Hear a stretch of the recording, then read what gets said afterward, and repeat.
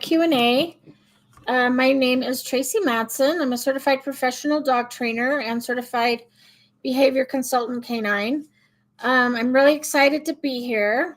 Sorry, the lighting is not better at my house. Let's see if it's not going to work. So I'm excited to be here. If this is your first time, please put your name and where you're from. So just state or country, and that will enter you into the drawing for a bag of free training treats. So around 6:30, I'll draw names, and then you can win your own bag of training treats. Oh, and here comes all my dogs.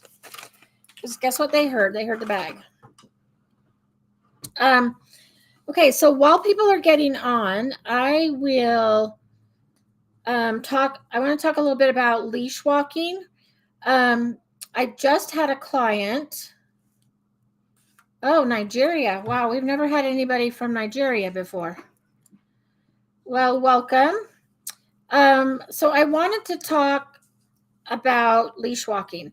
I just had a client leave, and one of the things that she asked me is, how do you feel about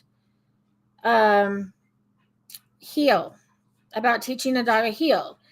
And I actually don't really teach a formal heel. I teach loose leash walking because it is really important for dogs to be able to sniff and explore their environment. I'm going to try to move this a little bit. And it's very enriching for them. Oh, sorry. Hang on. Just one second.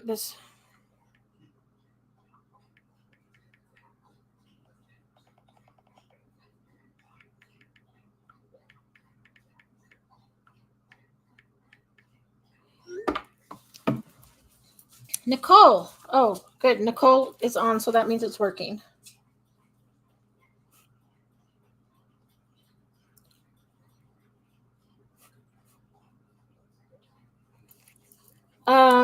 So with going for walks, most people don't walk as fast as dogs need to go to get enough exercise. So we need to provide like that extra stimulation for them. And one way that you can do that is on walks, letting your dogs sniff and explore, and they can tell like if another dog has been there and whether they're male and female, like they're collecting all this information. If it's a dog they know or if it's a dog they don't know. So there's all of this stuff that's going on, and it's really good for dogs. It can help tire them out. Hey, Willow. It can help tire them out and provide a lot of enrichment. So I don't teach a formal heel unless it's somebody that wants to do like competition obedience or is doing service dog. Sorry, this is one of my clients.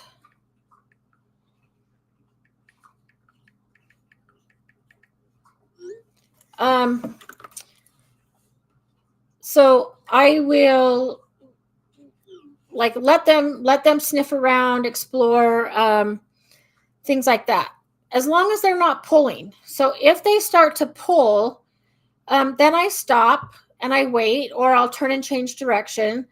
But it is really good for them to get that extra enrichment. So if I'm doing service dog training or something like that, then I will do a formal heel. Otherwise, I'm going to put a book under here and see if I can get it higher, if it's lighter. Yeah, a little bit, not really. So yeah, that's kind of my take on heel.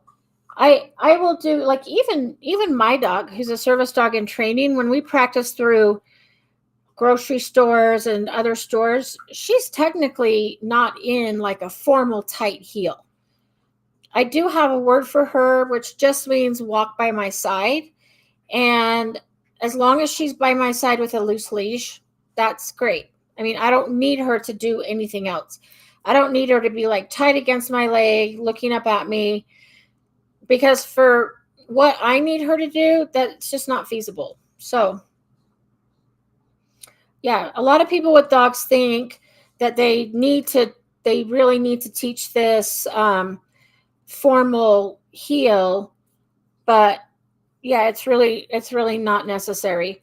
If you're walking, let's say through a city and there's a lot of people and you want your dog right by you, then you could say heel, or like with me or something like that, just so they know that they don't go off and sniff, and that they need to stay by your side, and then you can release them again to go sniff. Willow. Hey, Willie. I'm ready for the test for my ABC school. Awesome. That's so exciting. Wow, you went through that fast. Didn't you like just start not too long ago? It seems like you went through that really fast. And I received a welcome package, which involved treats, Kong, keychain, Kong, and clicker. Awesome. Hey, Lexi. So is that through ABC that you got the welcome package and they sent you all that stuff?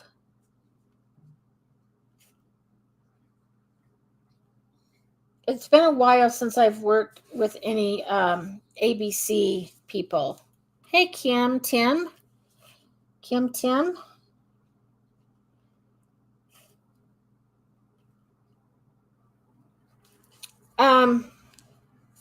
Yeah, so I'm glad you guys are all here. I'm going to be finding your names while I'm talking. We've had some problems with this Restream. This is the platform that we use for these.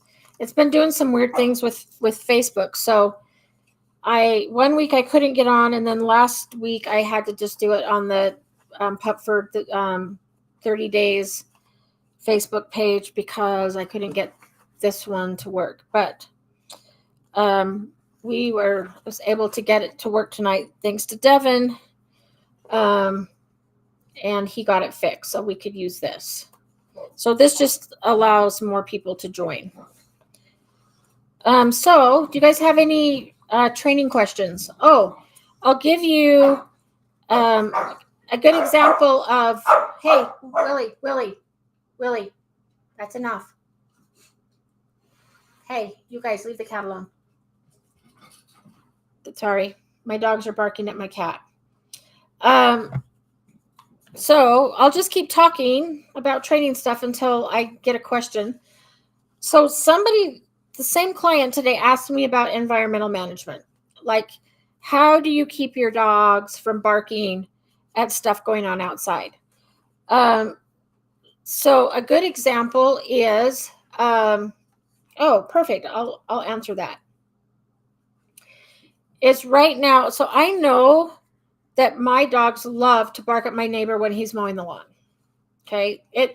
They know my neighbor. My neighbor can walk in my yard, and no big deal. But when he's on his riding lawnmower and he is mowing, the dogs love to bark. And he's also such a nice neighbor that he mows my lawn, or the front part of my lawn. He mows while he does his. So, and barking. Okay, yep, I got that. So one thing that I do is when he's mowing, so I could hear him mowing and I heard my dogs bark. So I interrupt, and this will go kind of for your question about barking. So when they bark, I'll interrupt, but they're basically barking out something or alerting. They can be alerting that something's going on. To them, it's kind of a game, and a learned behavior. They do it every time he mows. So I'll stick my head out and say, hey, enough. I used to just say, girls, enough, but now I have a boy dog too. So I just say, hey, guys, that's enough. and then I bring them in because I know that as soon as I close the door, they're going to go back and bark.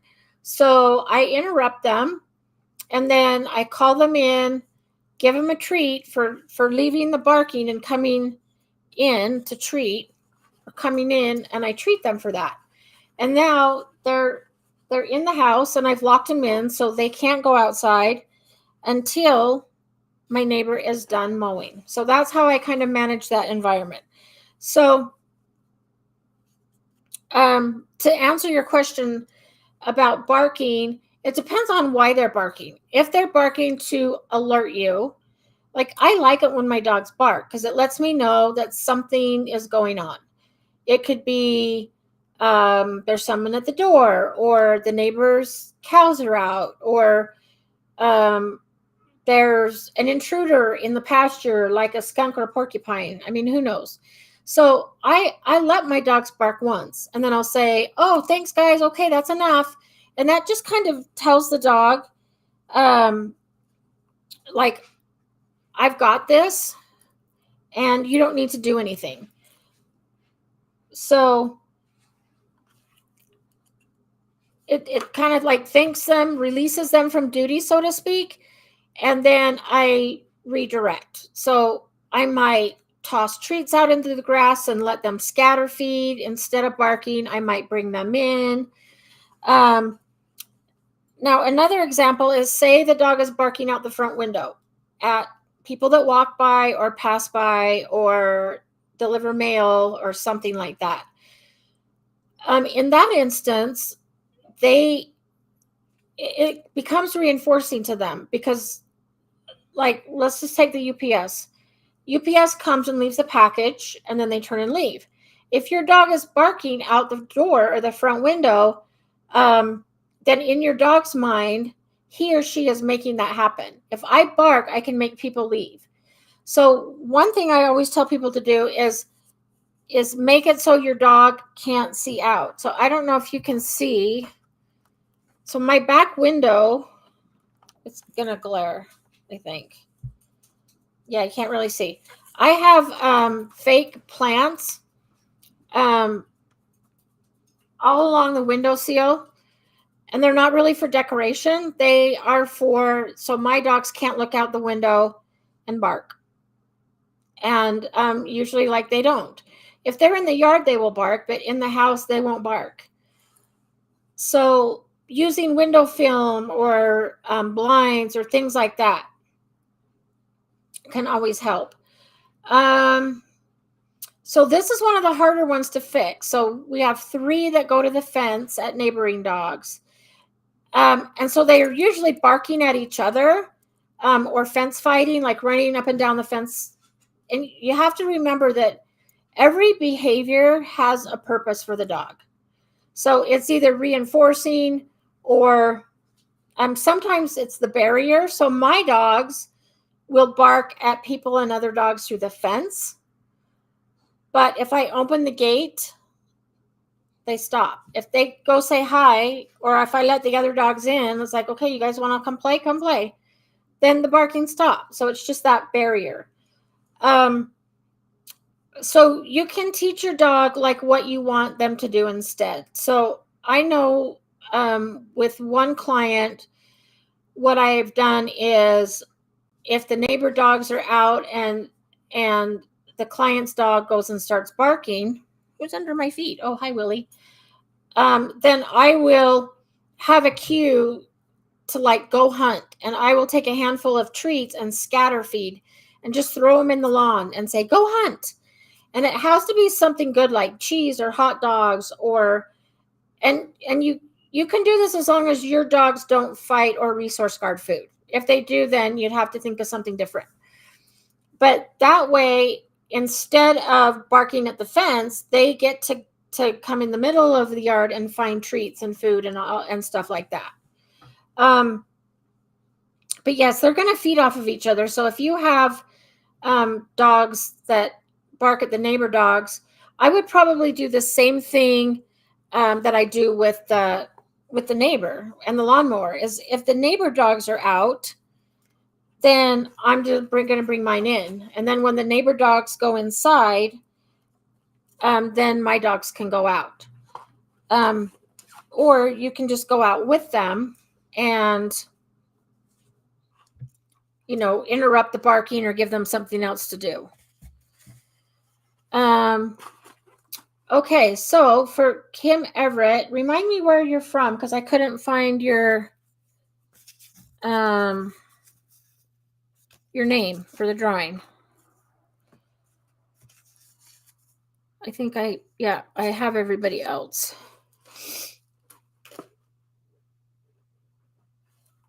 And then I can enter you. Okay, now I'll talk about digging. So some dogs will dig by the nature of their breed. So I have pit bulls. And pit bulls used to be bred to for varmint control. So, rats, voles, gophers, stuff like that. So they go crazy in my yard. I can always tell when they have found a mouse that's like burrowed under the lawn, or dug a tunnel, or the gophers do that or the voles do that, because my dogs will just start digging. And so what I do is I give them one specific spot that they're allowed to dig. So it's like, you can dig here to your little heart's content. And you can even make like a sandbox type thing and let them dig there. You can hide treats, toys, different little treasures in the sand or the dirt or whatever you use for your little sandbox.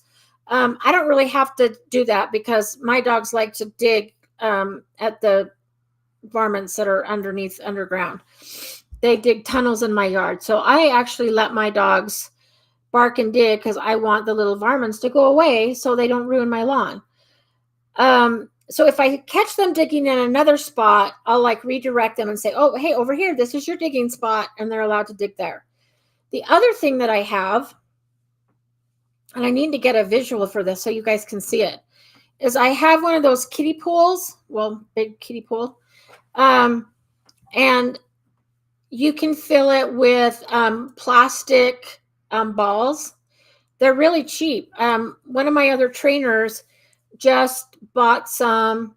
I think she bought 250, and she was saying, God, they're expensive. It was like $10. I'm like, oh, I think that's cheap. For 250 balls, that's cheap.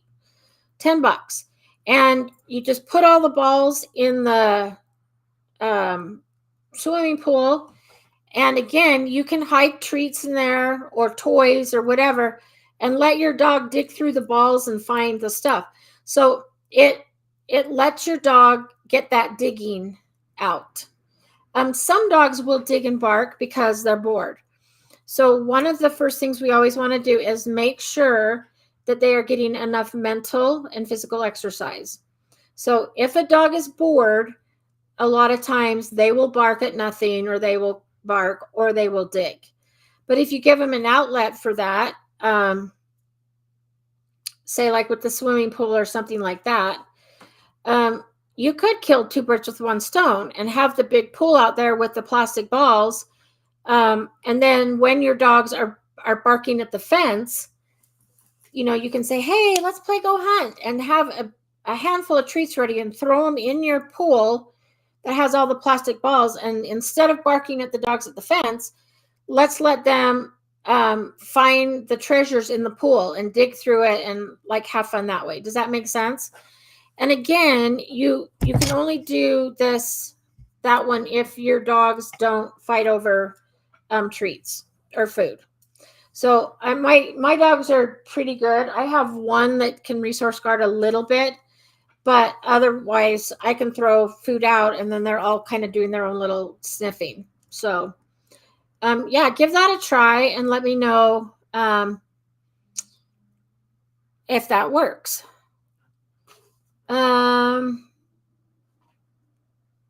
So Kim, you're in Ohio. And Matthew, welcome, Matthew. Matthew is in Ohio as well.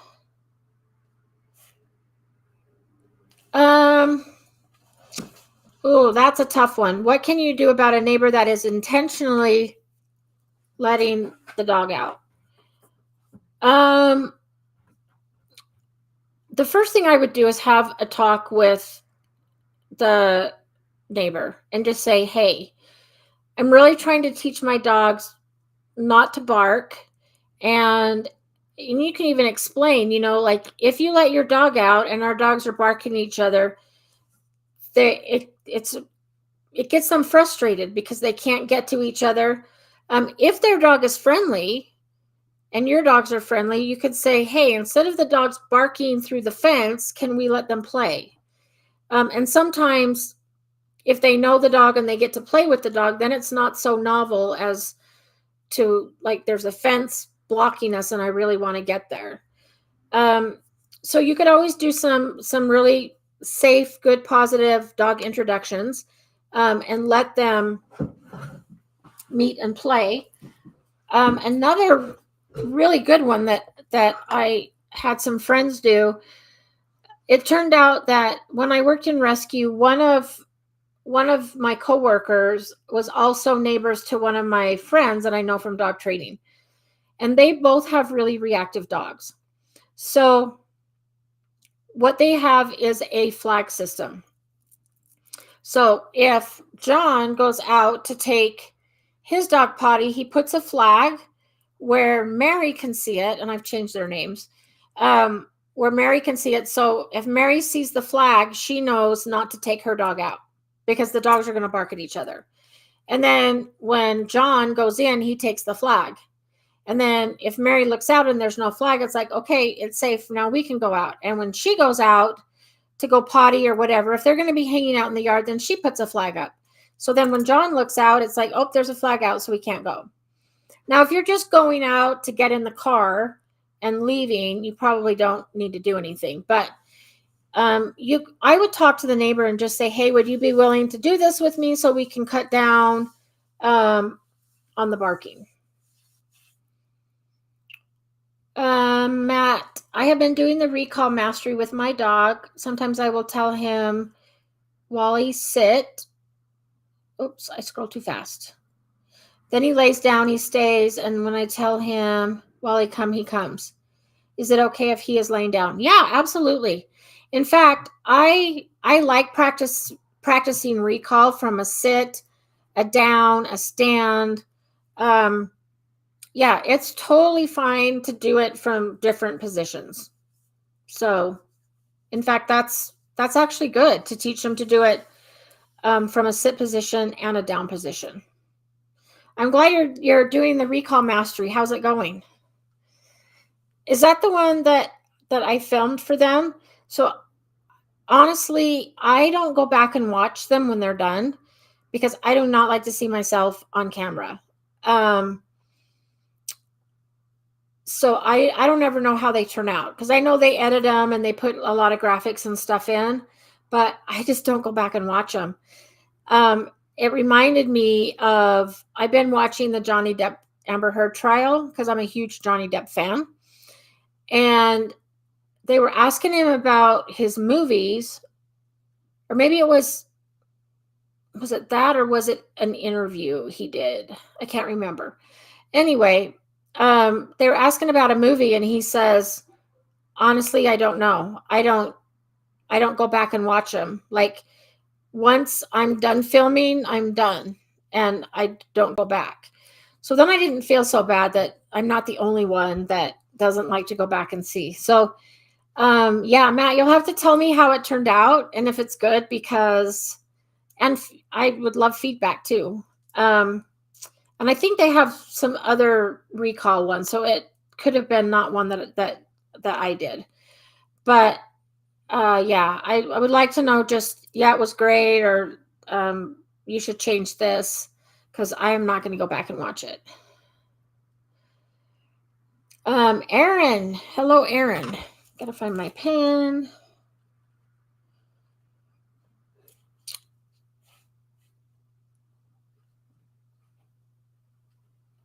Chicago. Ooh, I got 3 Illinois people right in a row.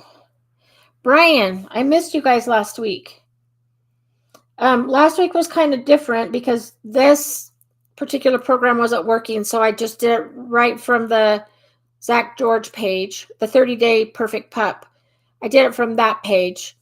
And so I didn't know if that's why I didn't have some of the regulars. But we got this working. Like at 5:15 my time, we got it working. And I'm totally fine with if you're late. Let's see. I'm afraid my lab would have her dog as a snack. Yeah, that can be a problem too. Hi, Renee. I was just getting ready to write Renee down. So I take it from that response that you at least have a lab, and she has a small, what I call small yappy dog. And little dogs bark like it. I think it's to make themselves look or sound bigger. And so a lot of small dogs just like to bark a lot. So then the best thing to do would be just reinforce them for doing something different. And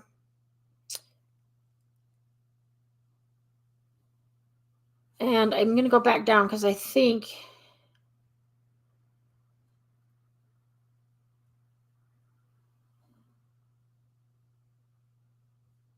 we have a large area of sand from a pool. Yeah, use that. And especially if you're not going to get help or compliance from the neighbor, and the neighbor dog's going to bark, I'd just give your dog something else to do. So like if I wanted to distract my dog or redirect them from barking at the neighbor, I would go to the pool. Our pool has water. I put water in it for my guys. So what I would probably do is take 2 handful of treats, since I have 3 dogs, chuck them in the grass and say, go hunt. And I can guarantee you my dogs would rather hunt for treats and food than bark at the neighbor. So that's what I would do, especially if you already have a kiddie pool.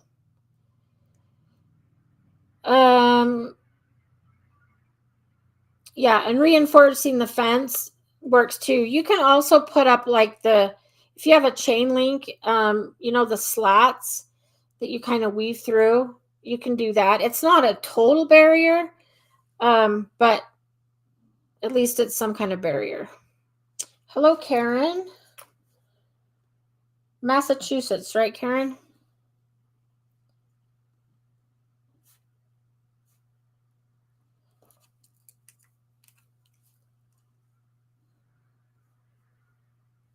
Matthew, thanks. He is almost on level 4. Wow, there are 11 levels total. That's awesome.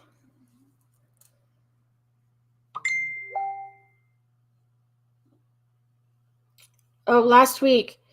Yeah, so if you guys ever can't find me on here, go to the Pupford Facebook. That's the Zach George one. So the Perfect Pup 30-day. Oh, it's Pupford's 30-day Perfect Pup with Zach George.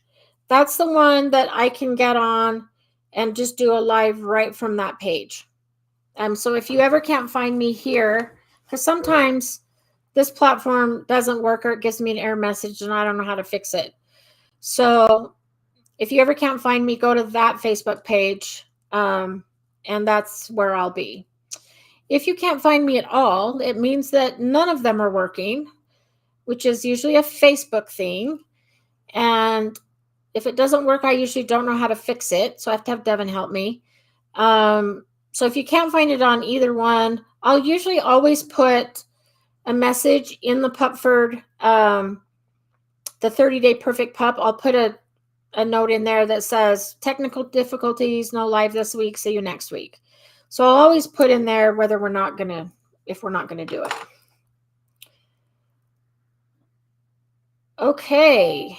Any other questions? I'm going to go back up here and make sure that I didn't miss anybody or miss any questions.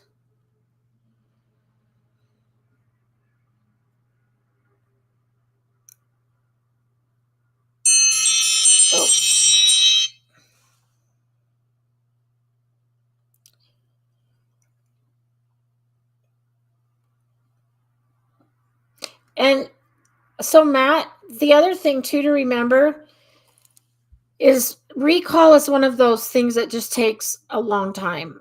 Um, even my dogs do not have a perfect recall. Now, part of that is my fault because I work and train all day. So when I get home, I'm kind of like, I don't want to train anymore. Um, so I don't really practice a whole lot with them. I do more with Jade because she's my helper dog, service dog in training. She goes to classes with me. Um, and so, and she's actually really good in context, knowing that, okay, we're in the training room. I have my leash on. This is what I do to demonstrate. But if we go for a hike and she's off leash and she's sniffing, there is not a chance that she's going to come to me. So in that situation, I don't use the word COME. I'll whistle or say, hey, Jade, we're leaving this way. Just kidding, Jade, go back to sleep. And then I always reward when she comes back. And she does eventually always come back, just usually not when I call her. So I just know in what situations not to call her. Now, Monday, since it was a holiday, I had to work half a day, but I was determined to do something fun that was not work related and take Jade for a hike. And where I live, it often snows in June, July, and August. And it snowed on Memorial Day. It was rain/snow.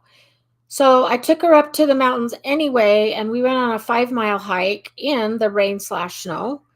And so I did have her on a leash because it was really muddy, and I just didn't want her getting even more dirty and muddy. So I did have her on a leash, but it was a long line. It was like a 20-foot long line. And because of that, I was able to pull her back or like reel her in and help her make that choice. So I might say, like, I'd call her name. I'm not going to really do it because she's right here. And I might say, COME. And then she's usually not going to do it on her own because she's sniffing. And then I'll stop and I'll start to reel her in and I'll say, let's go, let's go. And then make it really fun. And then I reward her when she gets back to me. And then I say, okay, go sniff.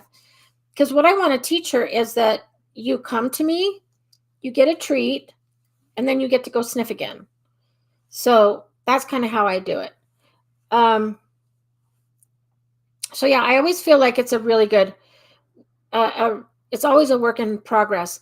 So the clients that I had today that I had met for the first time, they actually said, wait, you mean we don't need to expect our 9-month-old dog to come every time we call them? And I'm like, oh, heck no. Especially a puppy that is now in the teenage adolescent stage, and they haven't really worked on recall. They just have been saying COME and expecting their dog to have a perfect recall. I don't know where they got that idea, but it's like, oh, no. You do not need to expect your dog to have a perfect recall until you've gone through, 6-foot leash, 15, 20, and then I usually have them drag a leash so that if I do need to pick it up and reel them in, I can. But then when they start to come every single time, then I'll advance to the next step. Then I'll try in a fenced yard. So first I'll start in our backyard that's fenced, and then I might go to a fenced-in tennis court or a dog park when there's no dogs in it, because I don't want to call them away from playing with another dog. So, and set them up for failure, because a lot of times they're not going to come.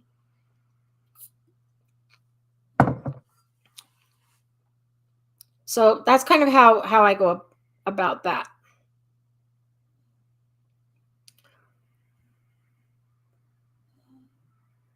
Let's see.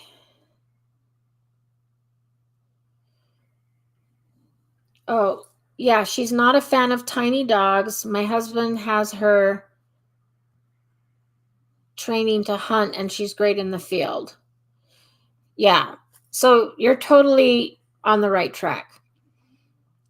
Um, so just out of curiosity, is your husband training with like all positive reinforcement? Just because I know, no, and there's like no judgment. I'm just totally curious. My cousin trains hunting dogs, and he uses an e-collar. And I don't love e-collars. Well, I don't like them either, but I know a lot of people that do hunting or have hunting dogs. They have their dog on an e-collar for recall and stuff like that. So I was just curious as to um, if your husband's training her that way, um, merely because if if he is doing that, you want to make sure that you're not ever applying the shock or the punishment when the dog is barking at the other dog, because we don't want there to be any aversive anything that's going to associate that with the small dog next door. Does that make sense? So, but yes, what you're doing, you're totally on the right track. Okay, Nicole, Moose has been kind of freaking out when I feed him. I feed behind a baby gate and put him and Wilma behind their gates and then go feed Tug and Leo. While I'm feeding them, Moose is jumping at the gate and crying. He won't eat until I go into the room he is in. That's interesting. So, is there any kind of conflict between Moose and Wilma? Because, like, let's just say, and as an example, I don't know if this is really happening, but let's say you put them behind the gate and then you go to feed Tug and Leo, and let's say that Wilma is trying to steal Moose's food or something. Then Moose might like want you in there so that you can supervise, so to speak. I have had puppy board and trains that will not eat unless I am in there with them. And so what I do, you one thing you could do is have 3 different feeding areas. Put Wilma by herself, put Moose in another area, and then Tug and Leo, so that Moose has his own spot where he can eat without the other dogs. So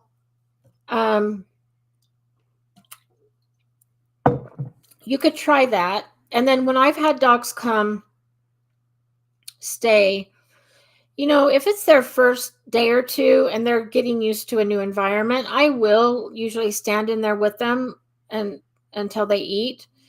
But then after day 3 or 4, I put the food down for 15 minutes. And if they don't eat, I pick it up. And they don't get it till lunch or dinner, depending on how often they're fed. So they learn that they have this allotted amount of time to eat. And if they don't, it's going to go away. And then you can still give Moose pieces of kibble throughout the day for good behavior, but he doesn't actually get a meal until the next meal.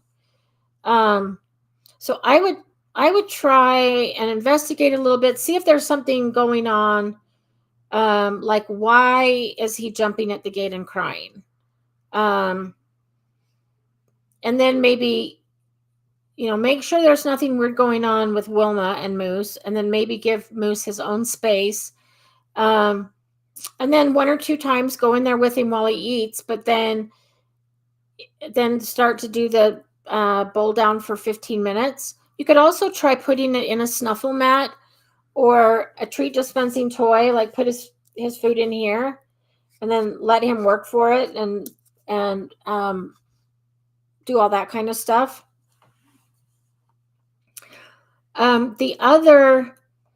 The reason I say to give him his own space is because if you put their food down and Moose isn't eating, I don't want Wilma to go over and eat his food. So that's why I'm saying like just separate him so that if he chooses not to eat, somebody else isn't going to come and eat his food. Willow, I'm tired of people yelling at their dogs for doing natural behaviors. Could I educate them in some way? Uh, yes. So I did this just today. In fact, I had two new clients today that I had never met, and so one of the things that we talked about is the fact that um, if you've ever had the chance to see like village dogs or free roaming world dogs, um, dogs in Europe, some places in Mexico, dogs just run loose, and there's very little, if any, um, conflict between them, and they scavenge and hunt for their own food, and then it's just like, you know, I get a lot of phone calls like, my dog is nipping at my grandkids. And I'm like, well, what kind of dog? It's a herding breed. Well, of course the dog is going to. So I just try to educate them and say, well, that's part of the breed. So the guy today was telling me that his dog likes to chase chickens, things like that. Well, his dog is part poodle, and poodles originally were bred as hunting dogs.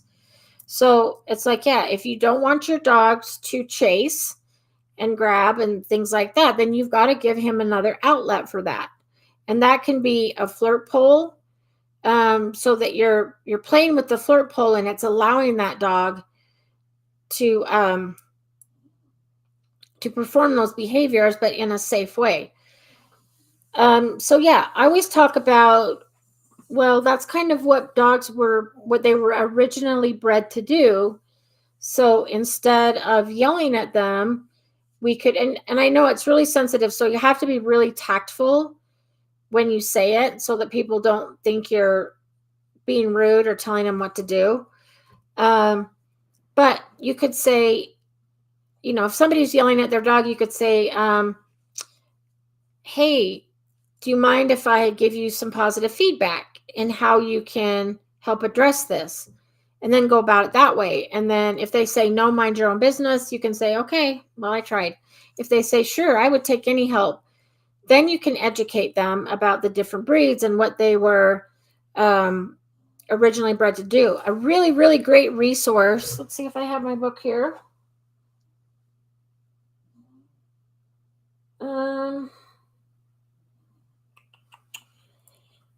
It's called, okay, where's my book? It might be upstairs. It's called Meet Your Dog by Kim Brophy. It is one of the best books I've ever read, and it talks about what the different breeds are, what they were originally bred to do, what common behaviors we might see in these dogs. And my feeling is that, we're the ones that have domesticated dogs and taken them out of their natural environment and brought them into homes and want them to live with people, our rules, things like that. So we need to give them an outlet and give them, some of the species specific behaviors that they can do, like foraging for food, chasing a flirt pole, digging in a kiddie pool, like stuff like that. So the book right now, it's super expensive because they ran out, but they are getting more in. I have the hardback version because I sent it to Kim and had her sign it for me. But you can also get the Kindle version. But that's a really, really good book on this exact topic. So yeah, I think if you can think of a way to tactfully educate people, I think that's awesome. Oh, good. I'm glad to hear that you don't use collars. I wish I could get my cousin to stop using e-collars, but he probably never will. Oh, I've heard of that. Absolutely, positively gun dog training. I've heard of that.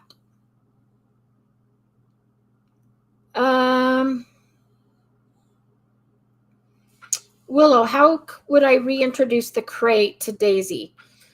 I would just start over. I would start over with treats right outside the crate, and then treats in the crate, and then a little bit further in, a little bit further in. Let her go in, turn around, come out. I would just start it all over again and have a really positive association. Make sure that she's allowed to go in and come out several times before you even close the door. So usually when I reintroduce the crate with a client's dog, I start over, because I do have some puppy boarding trains where they did crate their dog for the first month or two while they were potty training, and then they stopped using the crate. Then they come to my house for board and train, and that's a requirement that they sleep in a crate, and they have to be in a crate when I'm not home, because I don't want them to be unsupervised even in my yard or in the house. So I will reintroduce the crate, and I start it as if the dog has never seen a crate before. And they will pick it up quicker because if they've already been crate trained once, they will pick it up quicker. But yeah, I just start over. Oh, Nicole, they are in separate rooms. I put behind a gate because they get different food. Oh, yeah.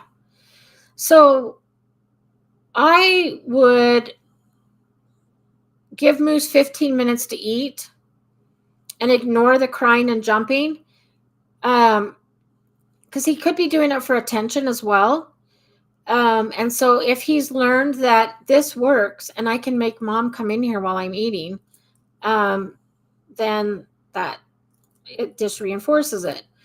So I would ignore the jumping and barking, give him 15 minutes. If he doesn't eat, go in and take it and say, oh, okay, sorry, you can have it later. And then, like I said, you can use bits of kibble during the day to reinforce good behavior.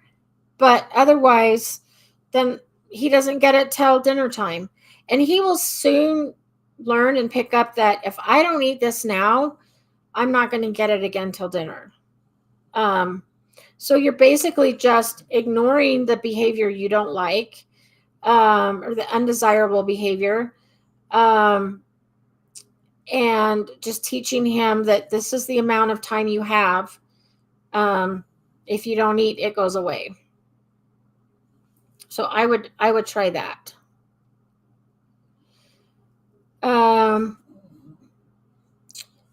Renee, we tried all kinds of toppers, including dog broth, to get Peyton to eat. Now she just started eating plain and dry. Wow. That is crazy. My dogs will eat anything. In fact, where's Maddie? Maddie's always hungry. So she gets frozen vegetables in her food. She loves it. We had a Glumber Spaniel, can't even talk, Spaniel in another lab. They were so easy to train, and none of the issues we have now. She's our challenging child. You know what? Everybody has a challenging child. Mine is laying right over there.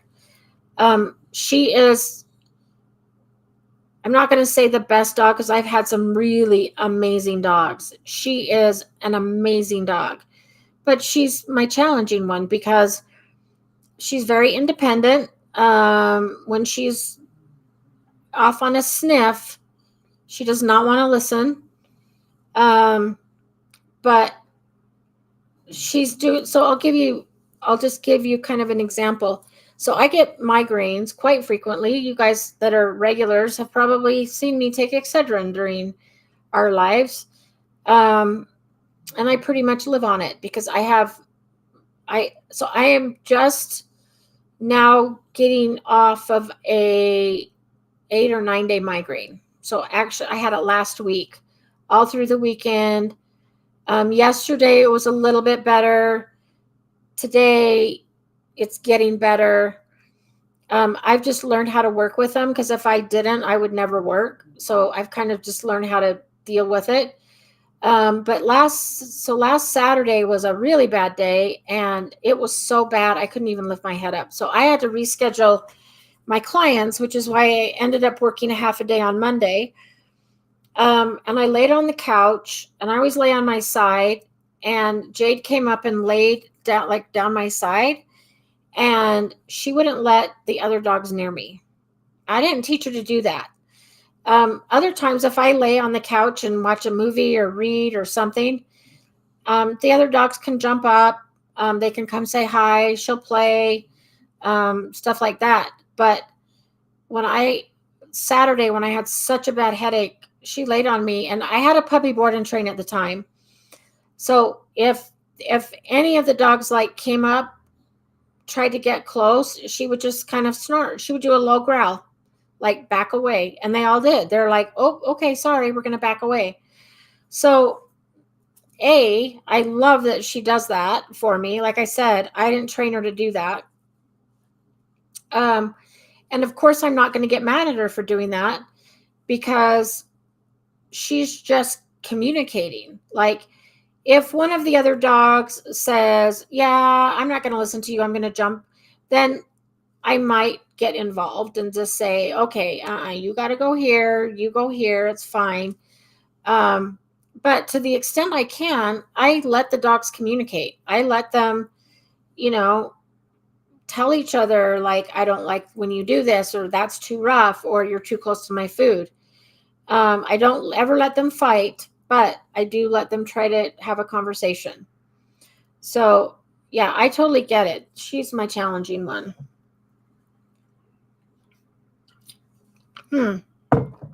So, Nicole, has anything else changed in your environment?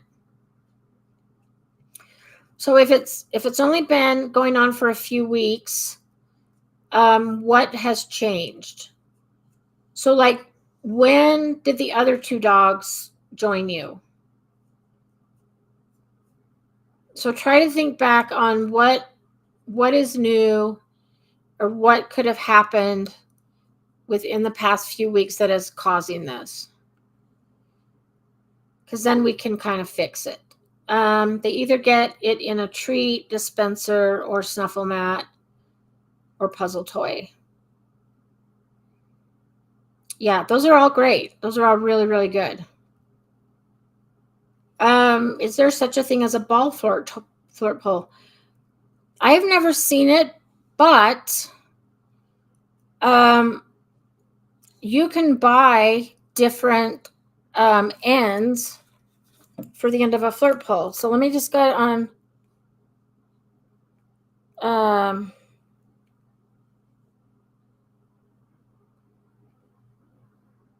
Let me get on Amazon and see, because like I've had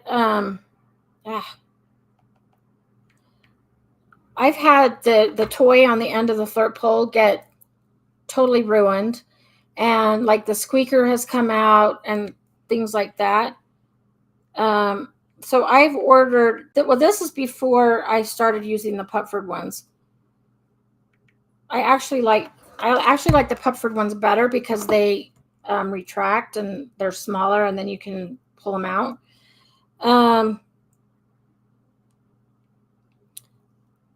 But when I did have the other ones, I had to replace the toys a couple times.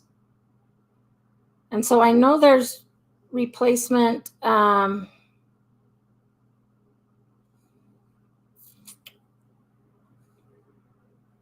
know there's replacement ends, but I'm not seeing a ball. Oh, here's one. Whoops. Okay, so I don't know if you can see this. So the like the rope toys. Okay, see this? It's backwards for me. Oh crap! Make it big again. So this is kind of a ball on the end, and then you could just attach it to the flirt pole and kind of use it for that. Or you could make something yourself. Tie something around a tennis ball and then attach it. So yeah, you could totally make your own if you can't find some. But that's a good idea. If you had a ball at the end.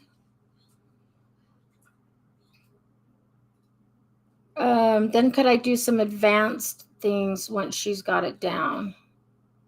Yeah. I mean, you can always make it harder. And so you mean, as far as advanced, are you talking about crate training? So yeah, I will, put the dog in, maybe walk outside, wait 5 minutes, then come back in and let him out. And then just build up duration from there. Nicole, I may have to use a closed door to ignore him because he can open the gate if I leave him very long. Yeah. I would put him behind a door so that, yeah, he can't do that. Karen, I'm outside listening to you and practicing recall. Oh, I love it. You're able to multitask. Elena used to be really good, and then I stopped doing it. Yes. And another thing to remember too is even when your dog learns something, you have to keep practicing. You don't have to reward every time. But a good example is my dog Maddie, who's now 11. I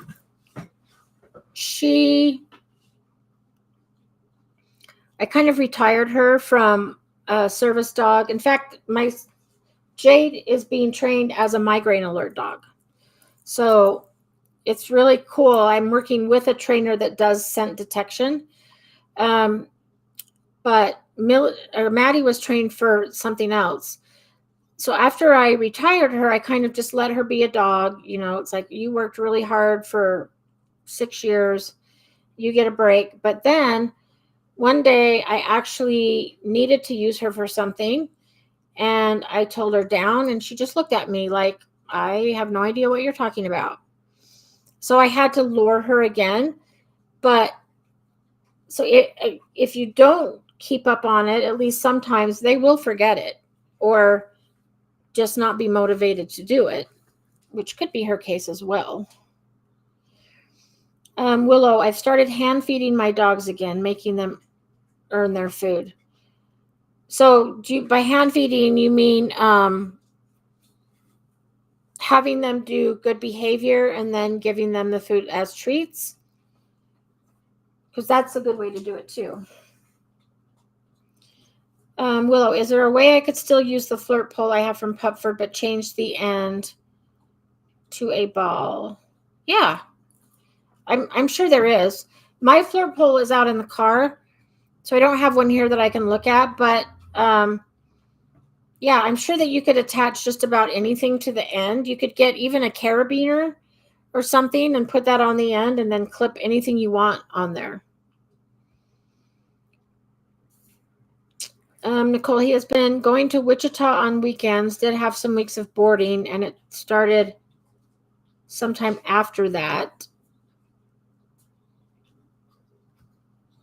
Huh. So did it start after the boarding? Because boarding can sometimes be hard on dogs and be stressful.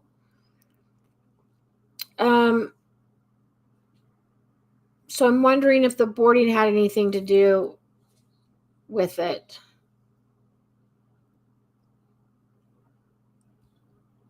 But yeah, that's really interesting. We'll have to go back and see if we can figure out what the precipitating thing is. My German Shepherd likes to play with toy balls. Yeah. I mean, when I had my German Shepherd, he was crazy about any toy, Kongs, balls. My dog Willie, my little foster fail dog, he is a ball fanatic. He will entertain himself in the yard for hours, rolling a treat dispensing ball around. It doesn't even have to have any food in it.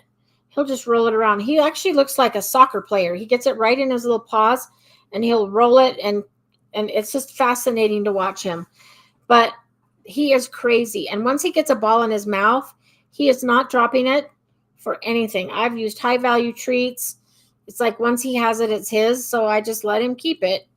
But yeah, I know when you get a dog that loves balls, then yeah, you got to use what they find reinforcing.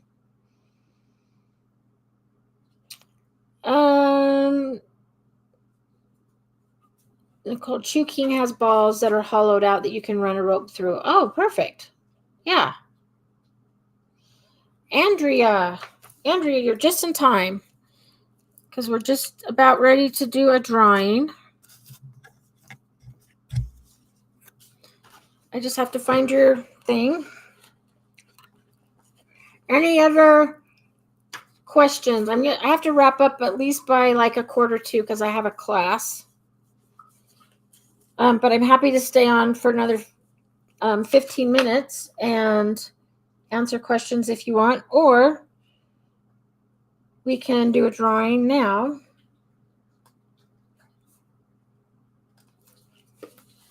Let me get all the names situated.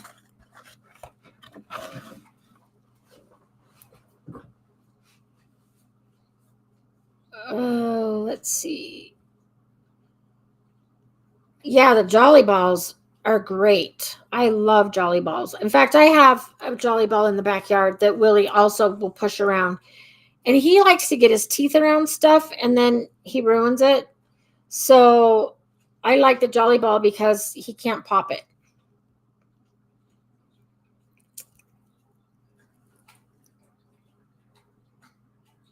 Okay, let's see. So he was boarded for 5 weekends. He and Wilma were in a run together. I did see them every day because he had class on Sunday and I walked prior to drop it off Saturday. Yeah, I mean, it could have something to do with the boarding and them being boarded together. When he was boarded, did they feed them together in the same kennel or did they separate them for feeding time? But I think it doesn't necessarily matter. We just need to create like a really positive association with eating and maybe try, putting it in a cupcake tin or a snuffle mat or make it fun. And then giving him that 15 minutes to eat. Dogs are not going to let themselves starve. And so when he gets hungry, he will eat. And usually when I do that with a dog, it's not abnormal for a dog to not eat the first day and a half when they're here because it's a new environment. They're nervous. Their owners have just left. And so at first they don't want to eat. And then all of a sudden they start eating because they realize that they're not going to get it. I can't free feed here because I have 3 other dogs that will totally eat their food.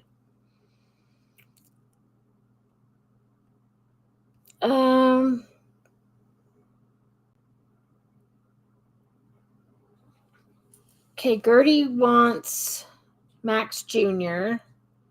Oh, new kitten. She wants to keep licking him.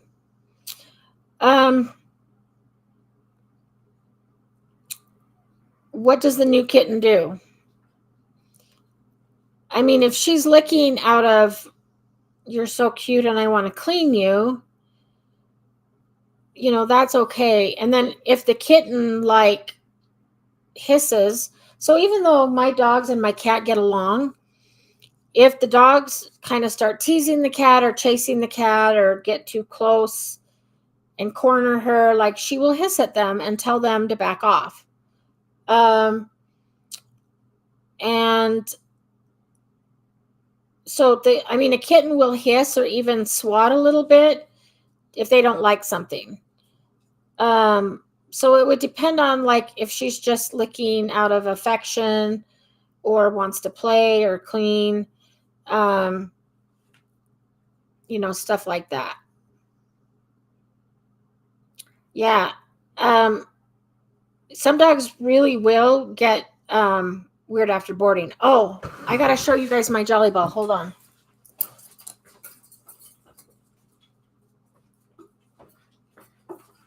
Okay. So I take that back. The one that I have out in the yard is not the Jolly Ball. It's a different one. This one, look. This was a Jolly Ball that had the handle up here. And Willy Wonka, who's having a fit right now because I have his ball, has eaten this whole thing. So he ate the top and the handle. Oh, I get it to you. Don't worry. He's having a little meltdown right now because I have his ball. But that's what happened to the Jolly Ball. Okay, here. Go get it. Go get it. He's crazy. He's a super chewer.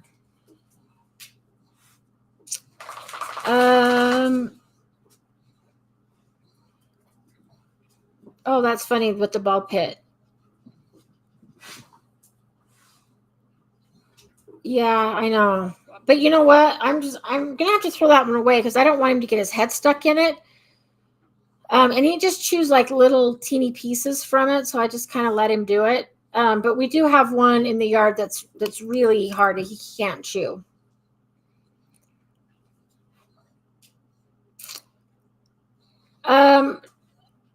So Willow, he's not.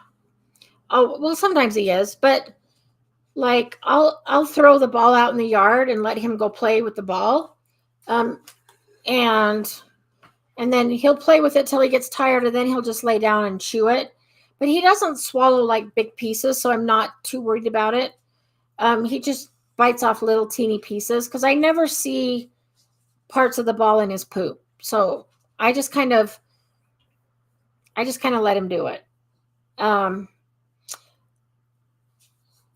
Well, she's cleaning him. Yeah, I mean, if she's just doing that and cleaning him, I wouldn't really worry about it. I think they could actually bond that way, and when the kitten gets older, she might actually clean Gertie. Oh yeah, let me tell you, Willie will probably have that whole ball consumed. Okay, I'm going to do a drawing, and then I can do like 5 more minutes, and then I'll have to go, or if there's no questions. Tonight's winner is Aaron Metcalf from Illinois. So congratulations, Aaron. So what you are going to do is email hello@pupford.com and let them know what kind of treats you want. And I will email them as well and let them know that you're the winner. And let's see if I have a live scheduled for next week. I don't yet. So let's do Wednesday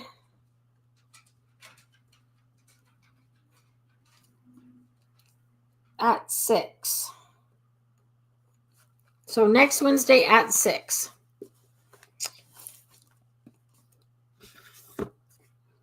Let me answer this one really quick. From Sue, any recommendation for food for a picky puppy? I don't. I would ask your vet. I would ask your vet. Sometimes they can give like an appetite stimulant, or let you know another kind of food. You can try adding water to the kibble, and so that it creates kind of a gravy. You could try the toppers, like the toppers that Pupford sells. You could, like, instead of just topping it, like mix it in. You could try that. You could also try whatever brand you're feeding, feed like a different flavor. So a lot of dog foods will have like beef flavor, chicken flavored, stuff like that. So you might try a different one, like a fish. So I feed my dogs white fish and rice, and they love it. But then again, my dogs will eat anything. But yeah, you could try changing that.